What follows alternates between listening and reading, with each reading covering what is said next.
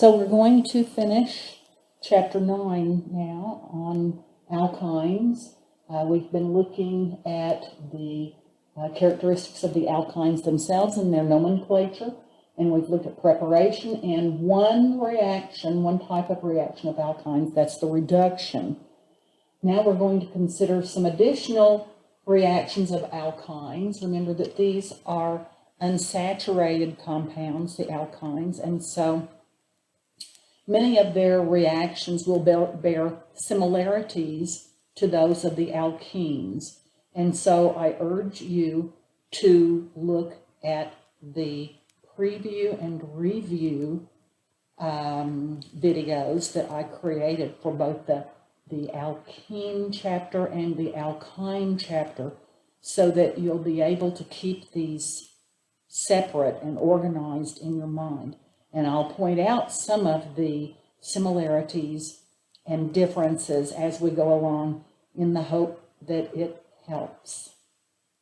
So, the reactions that we're going to look at will be hydrohalogenation, hydration, halogenation, ozonolysis, and these four will be similar to those of the alkenes. The one that will be different will be alkylation of terminal alkynes. There's really nothing that parallels that for alkenes. And then we'll look at briefly at some synthesis strategies. So, hydrohalogenation of alkynes. Remember, you saw this, addition of HX, adding it to an alkene, and it adds in a Markovnikov addition in which the proton is added at the terminal position, and you get the more stable carbocation, and then X minus comes in to attack the carbocation, and so the halogen substituent is found at the internal carbon of the double bond. Well, it's the same, the regiochemistry is the same. The halogen substituent is found at the internal carbon of the, originally it was the triple bond, now it's the double bond. So the point is that in both of these, they have similar regiochemistry. And we'll look at that in just a minute. The mechanisms are not identical, though, but you can pair these together in your mind to remember the regiochemistry. If you add HX across the triple bond, if you use an excess, you will get additional reaction of the alkene that is the product here. So if you add excess HX, it won't stop here. It will go on to the dihalo product, and it will be the geminal dihalide will be the product. If the mechanism were analogous, this is what you would see, but this mechanism is not correct. Okay, this would be the same as the mechanism for the alkenes. You know, it might help you remember the regiochemistry, but I hesitate to go over it too much since this is not the mechanism. So there's not a lot of point in spending a lot of time on this mechanism, since it's known that it's not correct. This might be what you would propose initially, but the vinyl carbocation just is not that stable. And so when you have this situation where the intermediate that would be needed here is not so stable, if the reaction can do something else that is a lower energy pathway, it will do that. Nature will take the lower energy pathway. And so the rate, the experiments suggest that there's 2 molecules of HX involved in the rate determining step. Even though you just see 1 HX added, it looks like there are two involved in the mechanism. And so the reaction that has been proposed for that is what's called a termolecular process. That means three molecules, 1, 2, 3. And so this is what it looks like. It looks like the proton comes from one molecule of HX, and the X comes from another molecule of HX. So here would be the rate determining transition state where you have the bond between H and X partially broken, the bond between carbon and H partially formed, the pi bond partially broken, the bond between carbon and X partially formed, the bond between X and H partially broken. So you've got 1, 2, 3, 4, 5 bonds either breaking or forming in that step. And so, as I mentioned to you earlier, reactions that have this many bonds breaking or breaking and forming simultaneously are unusual. But apparently, it looks like the experiments and the mechanistic studies favored this. Now, I just sort of doubt that you would be questioned on something, this unusual, but you never know. You never know what you're going to see in these standardized exams that you might take later on. But anyway, it's not all that complicated, and you do have a nicely drawn transition state structure shown here, and it's easy to visualize, I believe. And so there is a reasoning on why the the halogen is going to the internal carbon here, and that is because that the internal carbon is going to bear a partial positive charge, and it is more highly substituted. And so that rationalizes why the halogen substitute is found on the internal carbon. This is the why you see the halogen going there. So you can remember it as being analogous to the addition of HX to alkenes, but the mechanism is not analogous. So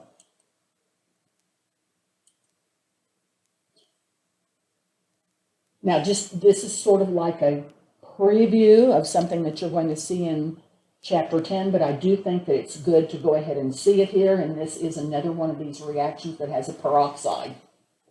When you have a peroxide, it reverses the regiochemistry, and notice that you have, so instead of the bromine going to the internal carbon, now it's going to the terminal carbon, and you get a mixture of cis and trans products. And so this reaction only works with HBr, so you won't have this with HCl or HI. And so we're not going to cover the mechanism, but it is good to show it here, show the reaction here, because it's a similarity in that when you use the peroxide, you reverse the expected regiochemistry.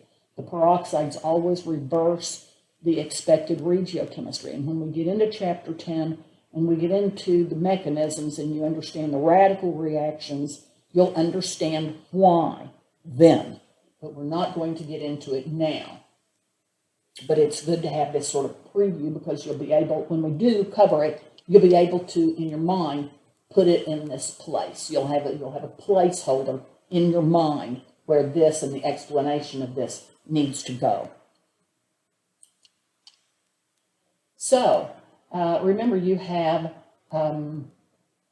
dihalide alkyne interconversion. So you can add excess HX. You can get two equivalents of HX added across the triple bond to give you the dihalide, and you can use excess of sodium amide followed by water to go back in the reverse direction. So you can go either way by using an excess of the reagent. And so two equivalents will be used. In the forward direction, 2 equivalents will be used in the reverse direction. However, when they say excess, they're probably using about 10 equivalents because it will make the reaction go faster and not so sluggishly. Hydration of alkynes. Now, this is similar to, but again, not the same mechanism as oxymercuration of alkenes. So notice the mercury. Now, in the oxymercuration of alkenes, the reagent used was mercuric acetate. Here, this is mercuric sulfate. Okay, so there's a similarity. There you would be, with alkenes, you would be using mercuric acetate and water. Here you're using mercuric sulfate and water and some sulfuric acid. So it's similar. The mercury is what you would have to key in on. The mercury is the same, having a mercuric salt in a mercuric compound as a reagent into each one of the oxymercuration of alkenes and the hydration of alkynes. You can key both of them. Remember, the similarity is the mercuric compound. And so remember that in the oxymercuration of alkenes, the carbon-oxygen bond was formed on the internal carbon, not the terminal carbon. And similarly here, you can see the carbon-oxygen bond is formed on the internal carbon, not the terminal carbon. So there is another similarity. And you do have, at least originally, you have a hydroxyl group attached to the carbon, the internal carbon here. And so that's another similarity between oxymercuration and this reaction. And so it's good to remember those similarities. It will help you remember the reactions. But the mechanisms only have some similarities. The mechanisms, but comparing reactions of alkenes versus alkynes with the mercuric compounds have the mechanisms only have some similarities. They're not completely analogous. And then the enol goes on to form the ketone. And we're going to look at the relationship between the enol and the ketone. That's another entire separate topic. And drawing it like this arrow is not really quite so correct. This should be an equilibrium here. So, let's look now at the mechanism. So, a pair of electrons in the triple bond attack the mercury cation, and so you have a positive charge formed at the internal position because it's more highly substituted carbon, and so the positive charge is going to be more stable there. So that's why the mercury is attached to the terminal carbon. That tells you the regiochemistry. This establishes the regiochemistry right here at the very beginning, where that positive charge is, because oxygen comes in and attacks at the positive charge. So there's the formation of the carbon-oxygen bond right there. And then you have an oxonium ion formed. And so oxygen comes in and deprotonates the oxonium ion. And now you have a mercuric cation here. And then a proton is picked up by this double bond, by the pi bond. The pi bond attacks a proton on the oxonium ion that is formed right here. So it deprotonates, and now you have a positive charge bearing this oxygen. The oxygen stabilizes the positive charge, And once again, you have another oxonium ion form. And then you lose Hg plus 2, the mercuric dication, and the pair of electrons between the carbon-mercury bond moves up to form a double bond here, and the pair of electrons in the pi bond here moves out onto oxygen to satisfy that positive charge and give you the alcohol functionality. Now, I've done a little bit of research on oxymercuration and these reactions, and I can tell you that there's still controversy surrounding these mechanisms. And so I don't think that you would ever be asked to, for some specific knowledge of these mechanisms, because if the people that work on these reactions are arguing about them, that means that the opinion of what's happening can change every few years. And so, let's look at the next slide. So here, now we're looking at what's called the enol. Notice you have an alkene and an alcohol. So this compound, it doesn't matter what's on this terminal carbon or what's on that terminal carbon. It doesn't matter. This molecule that has a double bond on the carbon bearing a hydroxyl group, that's called an enol. Enol. And so the pi bond, so what's happening now, what we're going to look at now is what's called the enol keto. This ketones and aldehydes that have the carbonyl are said to be existing in the keto form of the carbonyl compound. So there is a tautomerization. It's called a tautomerization, and that just means it's a special type of equilibrium. So there is a tautomerization between this enol form and this keto form. And notice I am using the words form. Enol form and keto form, not isomers. And they're not resonance structures either.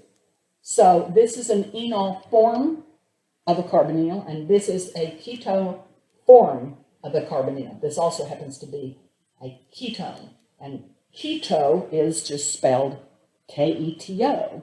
And so this is the keto form of this ketone. So the conversion happens like this. Notice you do have the equilibrium arrows here, and you have the equilibrium arrows here, and this is a bracket that shows resonance stabilized intermediate. This is under acidic conditions. The enol keto tautomerization can occur under either acidic conditions or basic conditions, and we're going to look at the acidic conditions here. It involves a few more steps. The basic conditions are a little bit, the mechanism for the basic conditions is a little simpler, and so we're going to look at the acidic conditions because that's what we just finished with. So the first step is you're going to have protonation of the double bond. Here, the pair of electrons on oxygen moves in to put the positive charge out on oxygen. You have resonance structures. Here, there's a resonance stabilization of this positive charge of this cation. And so then the next step is the water comes in and deprotonates that and gives you the keto form. Now, this enol and keto form, look at what has moved. They are not resonance structures, because in resonance structures, no atoms move. Only electrons move in resonance structures. So here you have a proton moving. The proton is moving from oxygen down onto carbon. So these are not resonance structures. This is an equilibrium, and this keto-enol interaction, interconversion, is called a tautomerization. meaning that it is an equilibrium in which the only thing that's moving is a proton or a very small group, but usually it's a proton. So you have the proton moving from oxygen to carbon, and that's the only thing that's happening. And also some electrons are moving around to accommodate that change. So in almost all cases, the keto form is favored. Okay? And so this is the enol tautomer, this is the keto tautomer, and this is called a keto-enol tautomerization. Next, hydroboration oxidation. And just as you might expect from what you've seen in the hydroboration oxidation of alkenes, here what happens is the boron becomes attached to the less sterically hindered end of the alkyne, exactly as the alkene. And so then, when you have the boron replaced by oxygen with these reagents, here the reagents are identical to those of the hydroboration oxidation of alkenes. So what happens next is you get, notice this is, once again, syn addition, okay, just like in the addition to the alkene, and you have the carbon-boron bond replaced by a carbon-oxygen bond here, and so you have the syn addition to give the cis product. You have cis, meaning the hydrogen and the newly introduced functional group are cis to each other. And you also, when the oxygen replaces boron, it replaces it with all stereochemistry and regiochemistry retained. And that is really remarkable and very useful synthetically. And so then, once again, this arrow should be an equilibrium. And so this is a keto-enol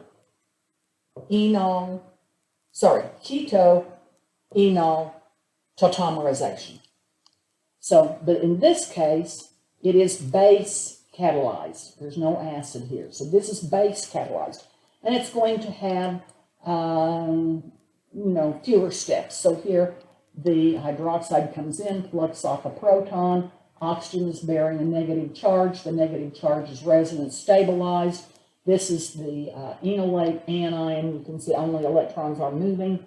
And then here you have the pair of electrons on this carbon, and it comes in and plucks off a proton off of the water to regenerate hydroxide. And now you have the aldehyde. So this is the enol, and this aldehyde is the keto form.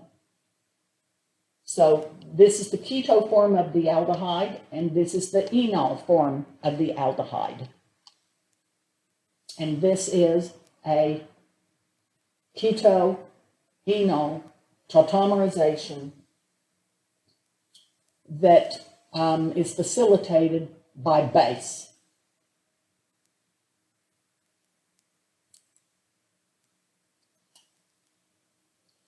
If borane is used, then what happens is you've got 3 active BH bonds, just like you saw before.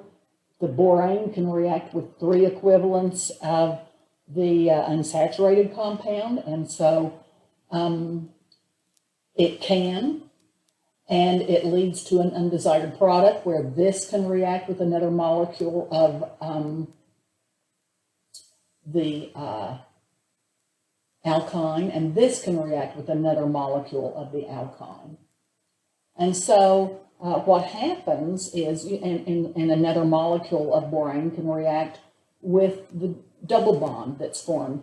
And so what happens is, it was found that if you really make the increase the steric hindrance around boron by using secondary or disubstituted organoboranes so that they have only 1 active BH bond, it really increases the regioselectivity of the reaction, because in a lot of these cases, you don't have boron attacking only the terminal position. It might give you 70% of the product where it's attacked the terminal position and 30% where it attacks the internal position. But if you use a dye-substituted organoborane, where you have only one active BH bond and a lot of steric hindrance around boron, then you do get only attack at the terminal position. And so you'll often see these dialkyl boranes used. Dicyamylborane is a common one, and also 9-bora-bicyclo-331 nonane is very commonly used, and this one is abbreviated 9-BBN, 9-BBN. And there it was jokingly called, because this thing, the shape the way it was, this people nicknamed it banana borane, because this is shaped sort of like a banana. So the modified borane reagents will give you a very good conversion to just the aldehyde, and you will get almost none of the attack at the internal position. Okay, so this is going to be very, very similar to that of the addition, the hydroboration oxidation of alkenes, in that you get the functional group added to the terminal carbon. In this case, it's a carbonyl. When you were looking at alkenes, the product was an alcohol. But so there are similarities, and it will help you remember this if you keep the similarities in mind.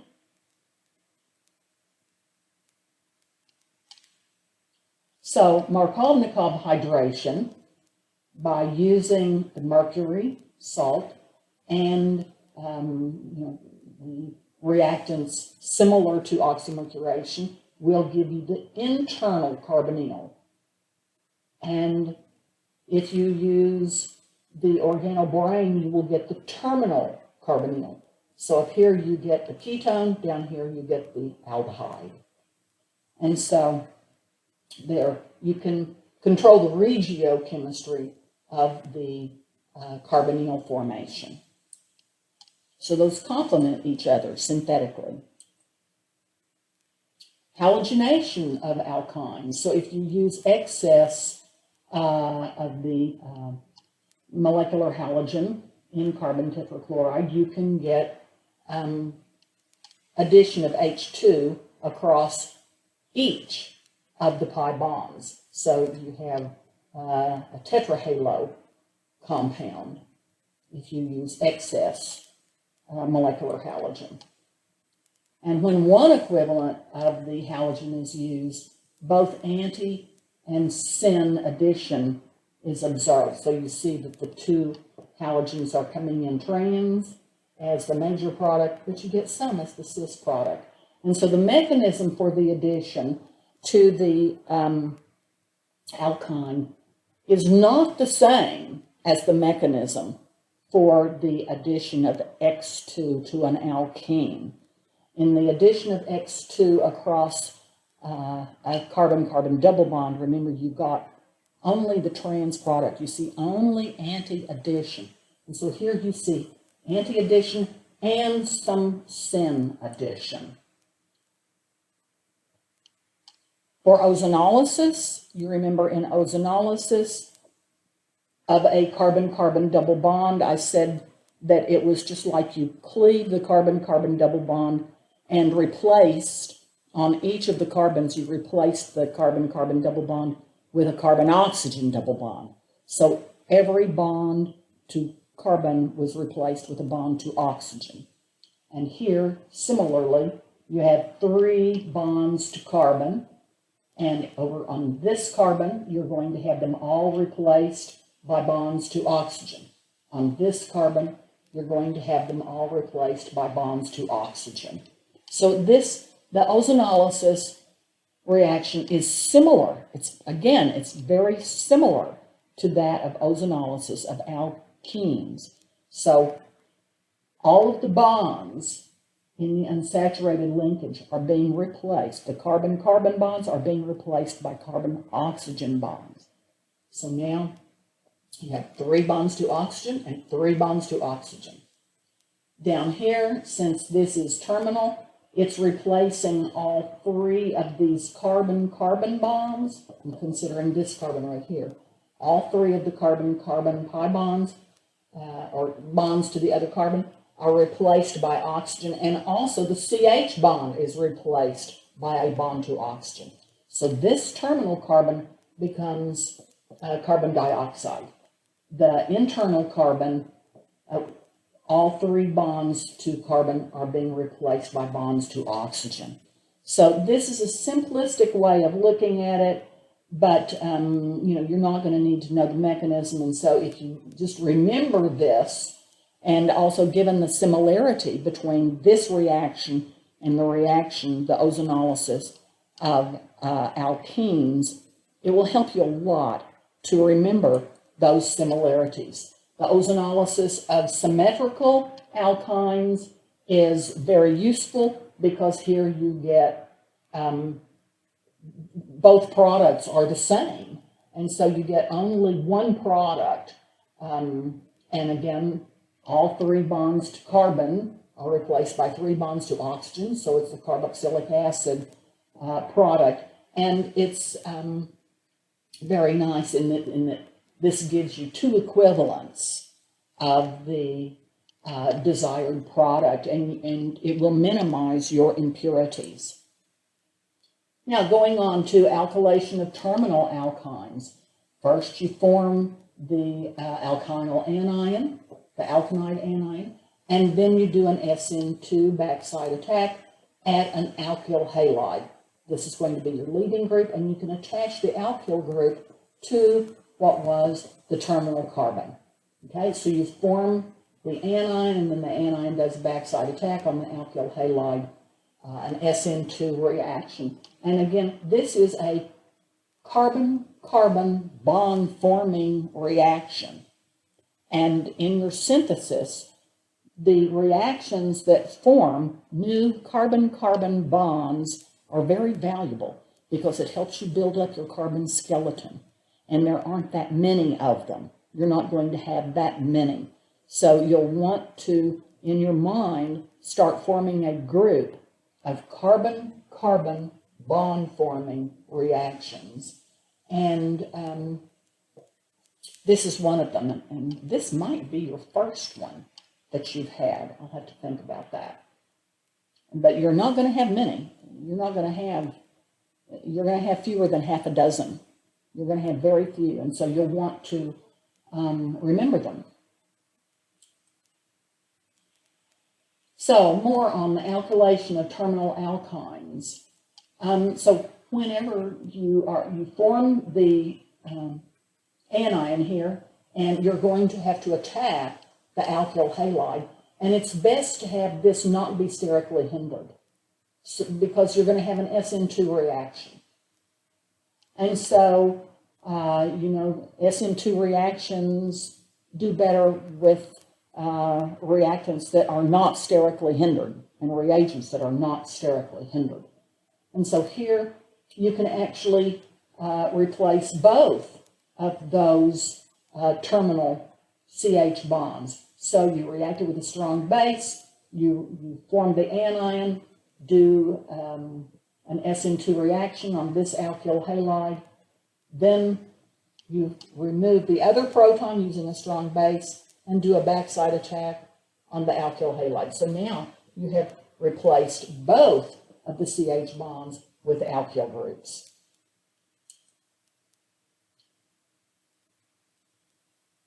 And it's going to be stepwise. So the first one, you could actually use one alkyl halide, finish that reaction, use just one equivalent of the amide and do the SN2 reaction, and then You still have one active CH bond here, one very acidic proton, and so you can react that with sodium amide, form the anion, and then do another SN2 reaction to replace the second proton. And once again, you're forming carbon-carbon bonds, and so this helps you build up the carbon skeleton. And so if you can remember what are your carbon-carbon bond forming reactions, if you see a problem that involves a carbon-carbon skeleton being built up, you know that one of those carbon-carbon bond forming reactions has to be used, and it can really help you solve the problem. Now, synthesis strategies. This is what I spoke a lot about. If you use just catalytic hydrogenation using the transition metal with hydrogen, you can go directly from the alkyne to the alkane, or if you use Lindlar's catalyst, which is going to involve a solid catalyst that includes a transition metal in it. So this is a poisoned catalyst. You will stop at the alkene, and remember, you'll get the cis product, the syn addition. Or you can use the dissolving metal reaction, dissolving metal reduction, in which you go through the radical reaction mechanism. And once again, this reaction is good for alkynes, but not alkenes. And this will lead to the trans alkene anti-addition. So, and then the alkene, of course, can be catalytically hydrogenated using hydrogen and a transition metal catalyst. So this is a nice little review of all of your hydrogenation reactions and the different products that you can get. It just doesn't spell it out here, whether you're getting syn addition or trans addition. But I just told you, so you can remember it from what I told you. Halogenation followed by elimination leads to an alkyne. Okay. Halogenation gives you two good leaving groups, and then here this will affect the E2 reaction and give you the alkyne, so you can go from an alkene to an alkyne. You can also go from the alkyne to an alkene, or you can go from the alkene to an alkane, or you can go from the alkene directly to the alkane. So this gives you a lot of flexibility in your synthetic reactions. And so, I advise you to work a lot of the problems that are given in your textbook on these syntheses. So this is a review of the reactions that you had. And a lot of these will parallel the reactions of alkenes. So I urge you to go back to the starburst drawing that I used for you in your preview and review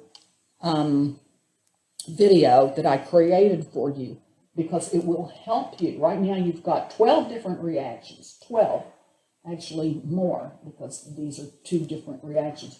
So you've got a huge number of reactions, especially when you combine those with all of the reactions of alkenes that you had before. There were at least 10 there.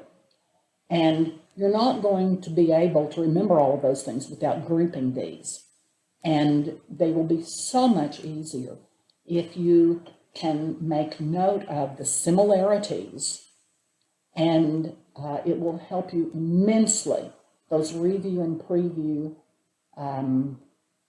videos that I made for you, I'm hoping that it will simplify this vast maze of reactions and reagents and regiochemistries and stereochemistries and reactants and products and mechanisms. So you just, you'll never be able, I don't think you'll ever be able to remember all of that without making notes of the similarities and differences and the patterns that are occurring.